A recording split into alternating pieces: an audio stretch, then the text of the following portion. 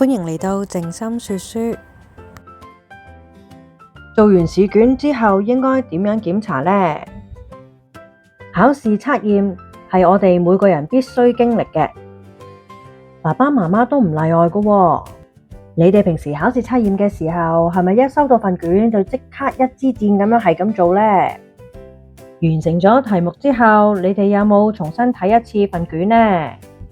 其實呢個步驟都好重要㗎喎，因為呢，有陣時我哋呢個腦袋呢係會比隻手快㗎。咁當時我哋睇題目嘅時候呢，如果睇得快得滯呢，我哋隻手又寫唔切，咁就有機會漏咗啲字㗎咯。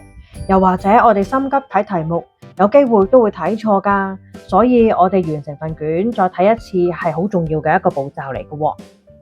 有陣時我哋翻睇翻份卷嘅時候，我哋真係會睇到啲少少嘅錯誤㗎。咁我哋就可以補翻，咁嗰度嘅分數我哋就可以拎翻㗎咯。俾個小貼士你啊！如果你對卷嘅時候，不妨攞把間尺去遮住，逐行逐行睇，咁呢就防止你會睇漏咗㗎喎。